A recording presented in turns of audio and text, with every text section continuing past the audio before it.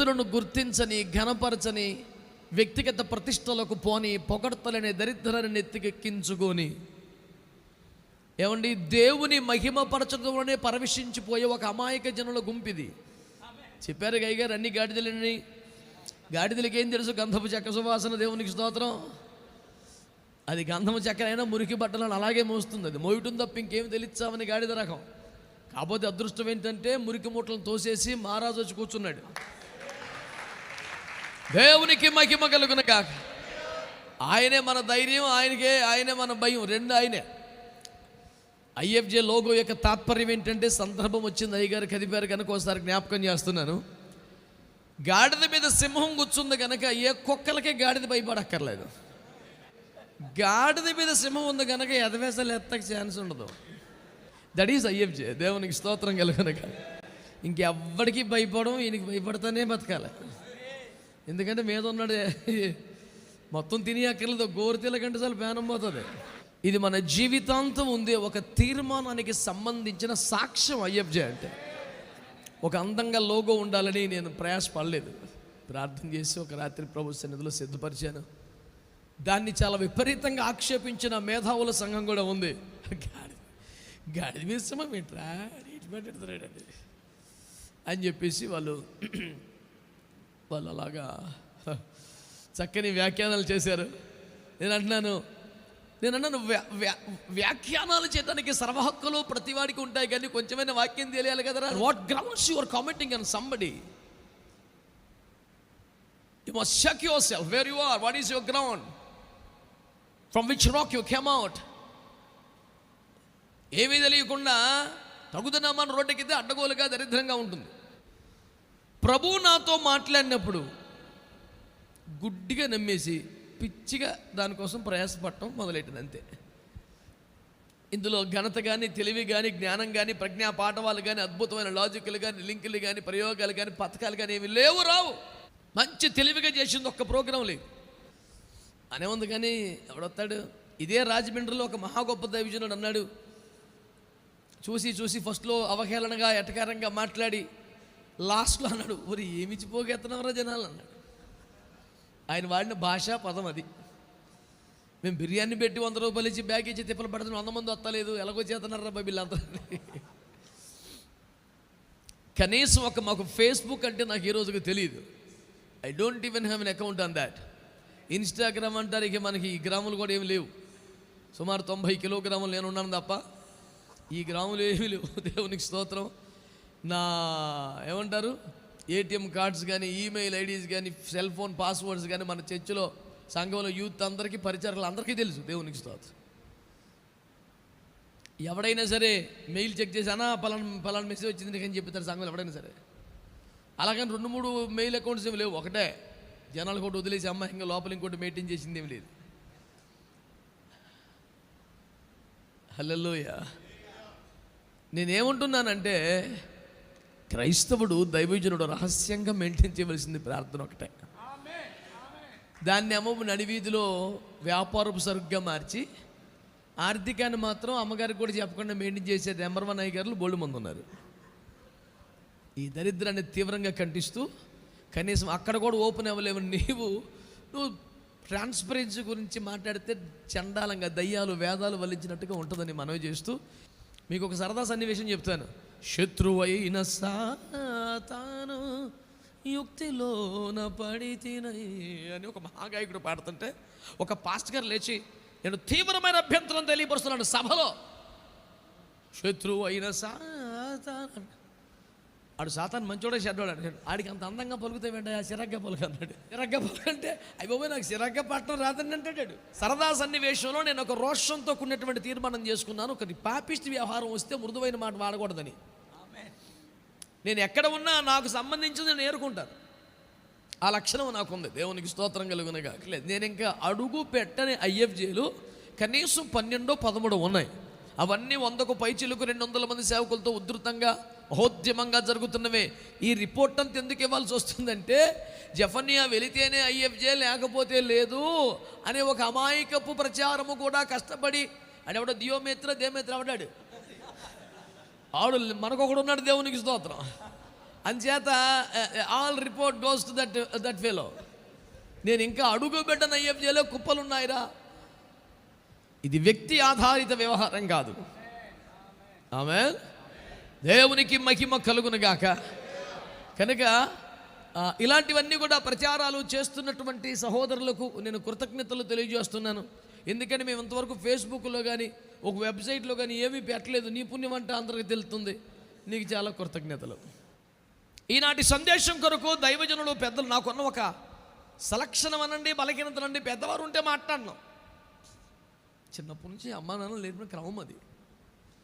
వయస్సులో ఒక్కరోజు పెద్దవాళ్ళు ఉన్నా సరే, మా అన్నయ్యకని ఇంట్లో ఇద్దరం కలిసి మాట్లాడుకొని నవ్వుకొని 1 గంట దాకా కబుర్లు చెప్పుకొని పడుకున్న ఉదయం లేవగానే ప్రైజ్ ది లార్డ్ అన్నయ్య అనాలి. వయస్సులో ఒక్కరోజు పెద్దోళ్ళున్నా మర్యాద. అన్నయ్య కదా అని చెప్పేసి ఉదయకాలం ప్రైజ్ ది లార్డ్ లేకుండా గుడ్ మార్నింగ్ లేకుండా మాట్లాడిస్తే గోబలు వాసిపోతాయి అన్నమాట. అలాంటి పెంపకం అది.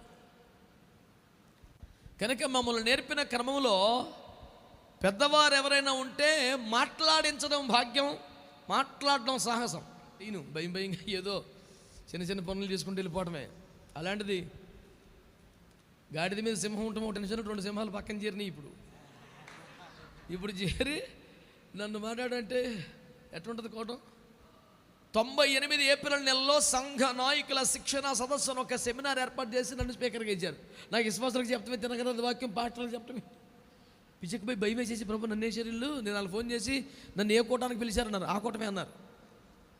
నువ్వు వీధి సువార్త ఇంకా ఫుల్గా రాలేదు నాకు, నువ్వు పాస్టర్లకేంటా అని చెప్పంటే, లేదు దేవుడు మాకు చూపించాడు వీధి ఎక్కడ కోటవరని.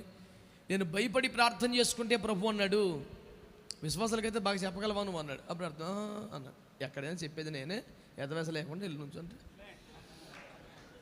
ప్రకటించువాడును నేనే, గ్రహింప చేయవాడు నేనే, ఒప్పింప చేయవాడు నేనే, అన్నీ నేనే, నీకేంట్రా నుంచాలే తిన్నగా నిలబడి ఎదవేస లేకుండా అన్నాడు. ఓకే, అప్పటి నుంచి తిన్నగా బతకడం ఒక్కటే మన ప్రాక్టీసు, మిగతా అన్నీ ఆయనవి. మీరు అవునంటామో, ఆమెనంటామో, స్తోత్రం అంటామో. పరిశుద్ధుల మౌనం నశించునుగాక. స్వరమెత్తి దేవునికి స్తోత్రం చెప్పండి. హల్లెలూయా. ప్రభునందు మిక్కిలి ప్రియులారా, సమయం పరిగెడుతోంది. పాపిష్టి గడియారంలో 2 ముళ్ళకు పనేమి లేనుండగా తెగ తిరుగుతున్నాయి. తిరగలేక మనం చూస్తున్నాం. అయినా తప్పేదేముంది భక్తులారా. మత్తయి సువార్త 24వ అధ్యాయంలో నుంచి కాస్త చదివి పెడతారా భక్తులు ఎవరైనా? 45 నుండి చివరి దాకా చదివి పెట్టండి. నమ్మకమైన దాసుడు అనండి, ద్రోహి అయిన దాసుడు, వీళ్ళిద్దరినీ మీ ముందు పెట్టి మన క్యారెక్టర్కి ఎవడు సూట్ అవుతాడో సెట్ చేసుకోమని కోరదాం అనేది నా చిన్ని ప్రయత్నం ఈ పూట. ఇక్కడికి వచ్చిన తర్వాతనే ప్రార్థిస్తూ ఉండగా, ప్రభువా ఈ పూట నాకే మాట చెప్పలేదే అని ఇంకా మదన పడుతూ ఉండగా, చాలా కాలం ముందే, చాలా సమయం ముందే నాకు సందేశం ప్రభు ఇస్తుంటాడు. అక్కడ వేట మొదలయ్యాక కత్తి నూర్తం అలవాట్లేని బాపుతోనే నేను ఈ పూట ఉదయం కూడా రాజేస్తున్నాను. అబ్బాయి ఇంతవరకు దేవుడు నాకేం బయలుపరచలేదు అబ్బాయి, కూటం టైం అయిపోయిందని. ఈలోపై చిన్న పాస్టర్ గారు వచ్చేసారు. దేవునికి స్తోత్రం. ఆ పరిస్థితులు ఇక్కడికి వచ్చి కూర్చున్న తర్వాత ప్రభువు ఈ మాటలు నాలో పెట్టారు. నేను అక్కడే మర్చిపోకుండా కాగితం మీద రాసుకున్నాను. ప్రియులారా, ఇవన్నీ ఎందుకు చెప్తానంటే ఎప్పుడు కాగితం పోతల పాత పెన్నులు లేని మనిషిని కదా, అందుకని మీకు చెప్తున్నాను. మీ ముందు పెడుతున్నాను 2 సేవకులను. ఒకరు నమ్మకమైన దాసుడు, ఒకడు ద్రోహి అయిన దాసుడు. నువ్వు నమ్మకమైన వాడువా, ద్రోహి అయిన వాడు అంటే ఎవడైనా నమ్మకమైన వాడని చేయొత్తాడు, ద్రోహిని నేను ఎవడు చేయొత్తుతాడు ప్రార్థనలు తప్ప.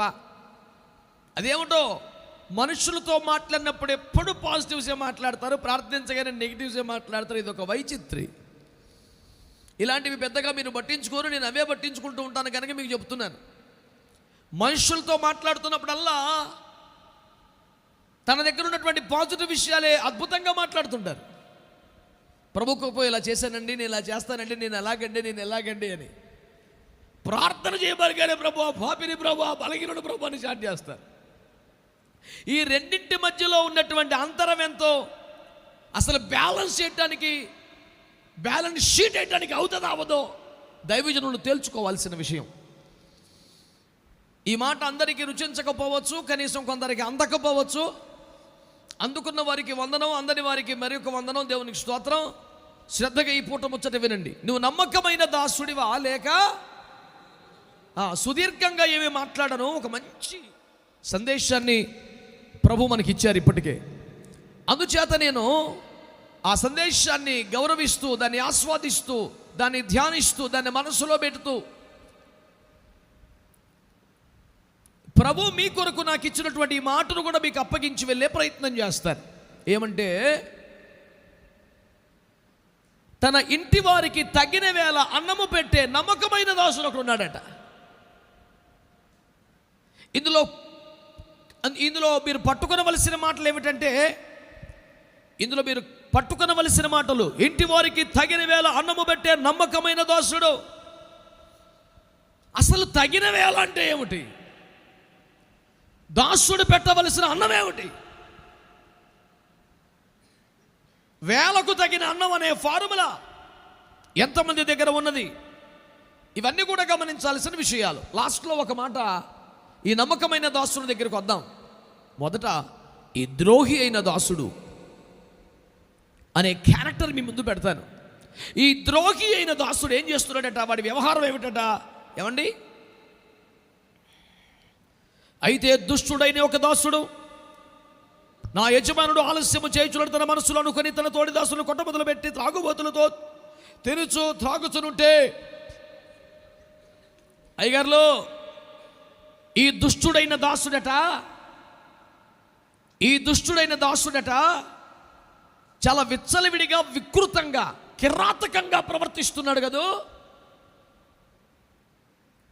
ఈ భయంకరమైన ప్రవర్తనకు మూలమేంటో చెబుతున్నాను వినండి. తన యజమానుని రాక ఆలస్యమని తలంచి. అందరు గట్టిగా మాట చెప్పండి. ఎవరు రాకడ విషయంలో ఒక సీరియస్నెస్ లేరో, ఎవరు రాకడ విషయంలో ఒక ధీమా వచ్చిందో, సకల దరిద్రాలకి, అష్ట దరిద్రాలకి, పంచ మహాపాతకాలకి నాంది ప్రస్తావన అప్పుడు జరుగుద్ది. When you lost the fear of second coming, యేసు క్రీస్తు రెండవ రాకడకి సంబంధించిన ఒక ఆందోళన, ఒక ఆతురత, ఒక ఆదుర్ద, ఓ కంగారు నీలో తగ్గుతున్న క్షణాన్ని గుర్తుపెట్టుకో. భ్రష్టత్వానికి వెళ్ళిపోతుంది నీ అంతరంగం. అమ్మో, రేపొద్దున మీటింగ్ ఉంది, రేపొద్దున చర్చిలో సభలు ఉన్నాయి, రేపొద్దున పలానా దైవజనులు ఇంటికి వస్తున్నారు, రేపొద్దున పలానా చోటికి వెళ్ళాలి అన్న చిన్ని విషయాలకున్నంత కంగారు కూడా యేసు రాబోతున్నాడు అనే మాట మీద లేకపోవటం కదా భయంకరం. ఒక 10,000 మంది ముందు నిలబడి రేపు వాక్యం చెప్పాలంటే ఎప్పుడు చిన్న ఆతురత ఉంటుంది. అఫ్కోర్స్ యుద్ధంలో చేయి తిరిగిన వాడికి పెద్ద విషయం కాదు, కానీ కొత్తగా సైన్యంలో చేరిన వాడికి, అందున ముందు వరుసలు నిలుచుటకు అనుమతి దొరికిన వాడికి ఈ మహద్భాగ్యం సద్వినియోగం కావాలని, ఒక్క కత్తివేటికే బలాఢ్యులను కూలద్రోయాలని, శత్రుపక్షానికి తీరని నష్టాన్ని, నా రాజ్యమునకు అఖండ విజయాన్ని సాధించి పెట్టాలని ఆ తాపత్రయం, ఆ తహత ఉంటుంది కదా. ఈరోజు అడుగుతున్నాను నేను, ఈ మాట వినండి. ఒక 10,000 మంది ముందు నిలిచే ఒక మహద్భాగ్యమే సువర్ణ అవకాశమై నిన్ను రాత్రంతా నిద్ర రానివ్వకుండా కలవరపరిచి సిద్ధపరచడానికి అవకాశం వస్తే, వేల కొలది దూతలతో పరివారము దిగి రాబోతున్న యేసు క్రీస్తు ఎదుట నిలుచుట చిన్న సంగత? అది మామూలు విషయమా? అది యాదృచ్ఛికంగా జరిగిపోతుందా? కాకతలీయంగా జరిగే సన్నివేశమా? తెలియకనే ఎత్తబడిపోతావా నీవు? It cannot be an accidental thing.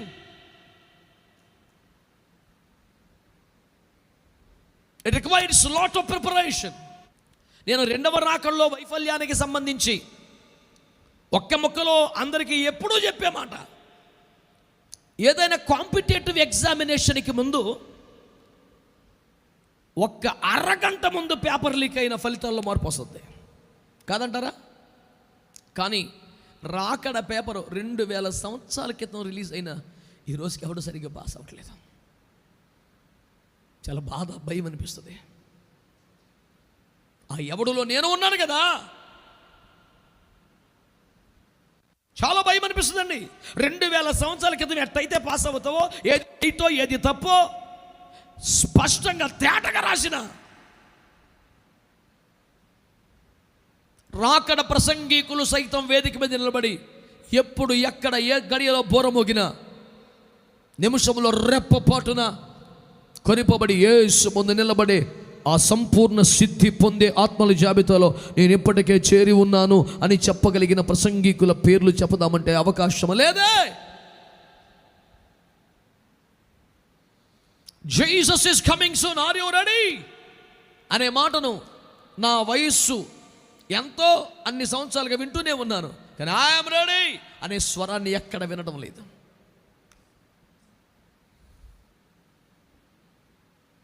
యేసును చేరుకొనే విశ్వాసము నీకుందా అనే పాటలో ప్రతి ప్రశ్నలో ఆ సిద్ధపాటు నీకుందా, ఆ తెగింపు నీకుందా, ఆ సమర్పణ నీకుందా అని ప్రశ్నించడం ఎంత పదునుగా ఉంటుందో, నాకుంది అని చెప్పగలిగిన స్వరం ఒక్కటి వినబడకపోవటం అంత వింతగా కూడా ఉంటుంది. Yes, it is always to question somebody else. It is easy to question. ఎవరైనా సరే నీవు సిద్ధమేనా అని అడగడం ఈజీయే, నేను సిద్ధం అని చెప్పడం చాలా కష్టం కదండి. అందుకనే దుష్టుడైన దాసుడు ఏం చేస్తున్నాడు? బాబు ఇంత ఘోరం ఏంటండి, ఇంత భయంకరం ఏమిటండి, ఈ అన్నిటికీ మూలం ఏంటి అసలు? యేసయ్య రాకడ అన్నది మది నిండా మెదలటం లేదు. కుటుంబం ఉంది, మనసులో సంఘం ఉంది, సభలు ఉన్నాయి, పరిచర్యలు ఉన్నాయి, ఎన్నో భారాలు ఉన్నాయి, కానీ రాకడ అనేది మాత్రం అంత సీరియస్గా. దైవజనులు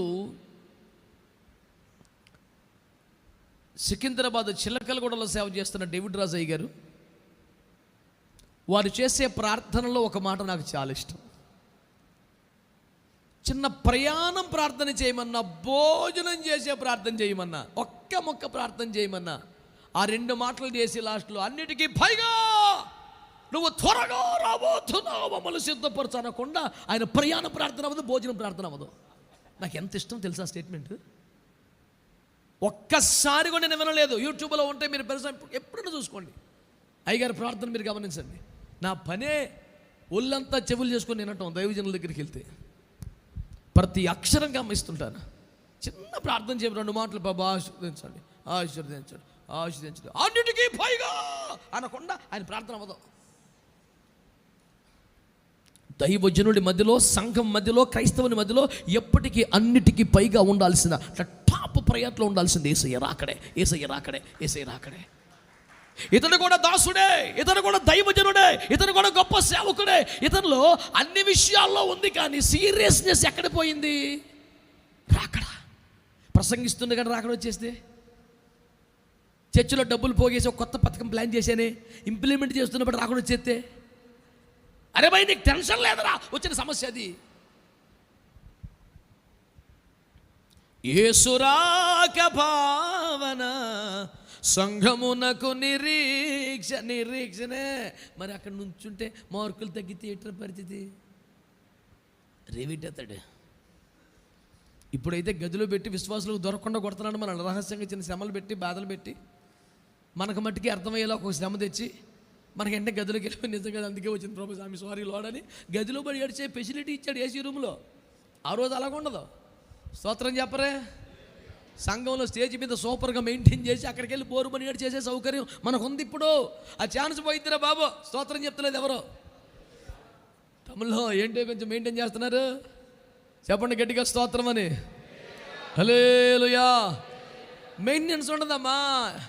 every mask will be unmasked. ఆ రోజులో తెర తీసిపబడ్డ దేశ రక్తం ఏం చేయం. అర్థమైందా? ఏ తెర నిలబడదేక హృదయ రహస్యములు బయలుపడు ఆ భయంకర దినమున. స్తోత్రం చెప్పండి గట్టిగా. హల్లెలూయా. నేను మీకు చేస్తున్న ఒక మనవిని, సూచనను సీరియస్గా తీసుకోండి. మీరు చెడ్డవారు కాకపోయినా, మీరు ద్రోహులు కాకపోయినా, మీరు దుష్టులు కాకపోయినా, మీరు మంచోళ్ళైనా, యేసయ్య రాకడకు వచ్చిన టెన్షన్, భయం 24 గంటలు నీ మైండ్లో లేకపోతే, ఇయ్యాలి కాకపోతే రేపటికైనా దుష్టుడు అవుతావు, భ్రష్టుడు అవుతావు. రాసి పెట్టుకో, ఇది పక్క. నేను ఒక మాట అన్నా, హెలిప్యాడ్ కట్టుకోకుండా హెలికాప్టర్ రాదు నాన్న. ఈ రోజుకు నువ్వు మంచోడివే, కానీ నువ్వు దుష్టుడివైపోయే, భ్రష్టుడివైపోయే ప్రమాదం పొంచి ఉంది. కారణం ఆ హెలికాప్టర్ వచ్చినట్లుగా హెలిప్యాడ్ ఒకటి ఆల్రెడీ ప్రిపేర్ అయింది నీ దగ్గర. హెలిప్యాడ్ కనుక లేకపోతే దానికి ఎంత ఆశ ఉన్నా నీ మీద తిరిగి తిరిగి తిరిగి పోతుంది. లాజిక్ మీకు అర్థమైతే నాకు చాలు. మీకు అర్థమైందా? అవతలడికి ఎంత ప్లాన్ ఉన్న హెలికాప్టర్ లేకపోతే చూసి తిరిగి వెళ్ళిపోతాడు. దావీదు, బత్షెబ, ఊరియా, నాతాను ముచ్చట్లలో మార్గస్థుడు ఒకడు వచ్చి అన్నాడు, ఎవడాడు? ఇంతమంది మంచి వాళ్ళు ఉండగా నాకేమడా భయం? నేను చాలా సంవత్సరాల క్రితం, talking about 99 it seems, Parvathipuram అవతల గుమ్మలక్ష్మీపురం దగ్గర తాడికొండ కొండ మీద ఉన్నాను. ఒక రాత్రి అక్కడ 250 యాంప్లిఫైర్ రెండు బాక్సులు ఇవన్నీ మోసుకొని వెళ్ళి సువార్త చెప్పేస్తాను కొండల మీద. నేను వాక్యం చెబుతూ ఉండగా ఒక బలమైన ఇనుప రాడ్డు నా భుజం మీద, కుడి భుజం ఇక్కడ పడింది. కొట్ట మళ్ళీ చుక్కలు కనపడ్డారు, చూసారా? అట్లా అన్నమాట. భుజం మీద ఎందుకు కొట్టారబ్బా అనుకోకని టార్గెట్ నెత్తి మీద తలకాయ పగిలి 2 చెక్కలు అయిపోవాలి. అలాగా ఇలా కదలకుండా నిలబడి చెప్పే ఆ వరం నా దగ్గర ఉంటే తలకాయ పగులు. నా రోజున కొంచెం అటు ఇటు కదులుతూ మాట్లాడుతూ ఉంటాను కనుక ఆడికి సరిగ్గా కొట్టినప్పుడు తలకాయ ఇటు జరిగింది, భుజం మీద పడింది షాట్. నిజంగా చచ్చిపోయానమే, భూనభములు బద్దలైనటువంటి భీకరమైన సన్నివేశం. చూస్తే ఆయుధాలతో సాయుధులై చాలామంది ఉన్నారు అక్కడ. ఎరా ఇక్కడికి వచ్చి మా ఊళ్ళందరినీ మార్చేద్దాం ప్లాన్ చేశాను. దాని చూస్తున్నాను, నర్మగర్భంగా మాట్లాడుతున్నావు, నీ తెలివితేటలు పడికి అర్థమవుతున్నా, పిచ్చి చంపేస్తాను, పోయకుండా అని చెప్పేశాను. అన్న దాదాపు ముగించుకొచ్చేసింది కదా, ప్రార్థించి వెళ్ళిపోతానట్టు. నర్మయ్ మాట్లాడుతున్నావు ఇంకా అన్న, ప్రార్థన చేయకుండా వెళ్ళిపోతే దారిలో చచ్చిపోతాం, మా భయం అన్న అంటే సర్లే చెయ్యి అంటే మిగతా ప్రసంగం అంతా ప్రార్థన చేసి ముగించింది. ఆ సాయుధులు ఎవరో మీరు ఊహించుకోవచ్చు. ఇప్పటి నేను ఎందుకు చెప్తున్నాను ఈ మాట అంటే, కొన్ని నెలలు నా కుడి చేయి పని చేయాల, ఒక బలమైన రాడ్డుతో కొట్టారు అక్కడ. నేను ఎందుకు ఈ మాటలు చెప్తున్నా అంటే, దేవుని బిడ్డలారా, అంత దెబ్బే మన కూటమి ఆపలేదు. చిన్న చిన్న గరగరలాడితే ఏమవుద్ది నాన్న, ఏమవుతుంది, పర్లేదు, మీరందరూ నెమ్మదిగా ఉండండి. హల్లెలూయా. ఏదో చిన్న అవాంతరం రాగానే మైక్ ఇసిరేసి కొట్టేసి పారిపోయి కారు ఎక్కేసి అలాగే ఉండదు కూటం.